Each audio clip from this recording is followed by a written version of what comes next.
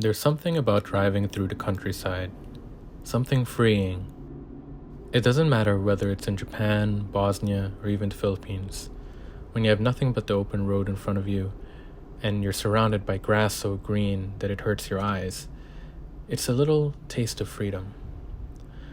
I finished my 2 weeks of quarantine, and instead of going to the movie theater to watch a movie with my friends, or enter a mall for the first time in several months, my buddies and I decided to search for that bit of freedom that I've been sorely missing.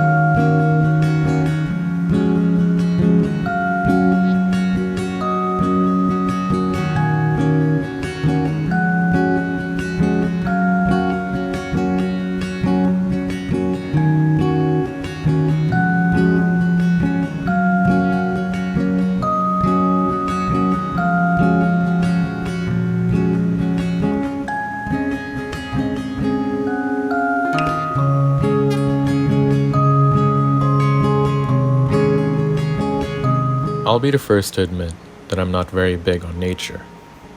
Maybe it's a byproduct of living in cities for most of my life, but I just never felt the allure of fresh air, the scent of pine trees, and that other stuff they mention on National Geographic. But after months of being cooped up in the house and having that constant anxiety of sickness looming over my head, I started to understand why this trek into the Japanese forest was exactly what I needed.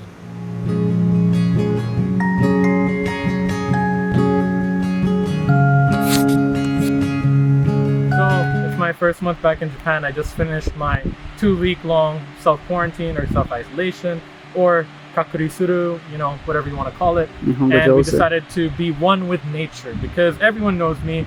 I really love nature. I love getting my hands dirty, climbing stuff, free soloing things and trees and bugs everywhere. It's disgusting and you're sweaty. But yeah, I really love it. So Azzy actually was the one who showed me this place and he brought me in taco here. And I have to say, this waterfall is really quite something. There's a similar waterfall over in Jeju Island. In fact, it's actually a lot larger than this. So in some ways you could say that it's more magnificent. But that place I felt became a major tourist trap. And they even built a small pier for everyone to stand on so they don't have to cut themselves or fall down and over the rocks as they're navigating their way through the water. My roommates look at me like I had no such problem, so please keep me out of this. But so for people like me who are really uncoordinated, I think that place is a lot easier. But this place, I have to say, is just so nice because of its seclusion. There's just nobody here. The parking lot was absolutely empty here at the observatory section and over down there.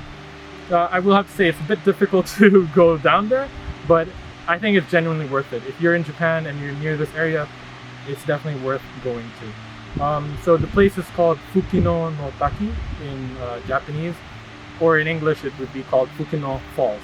So highly recommend it. If you're in the Kyushu area, you better get over here fast before this becomes a major tourist trap. And I realize by saying that, I am contributing to it becoming a tourist trap, but considering it's COVID, it probably needs some tourism, right? Alright, peace.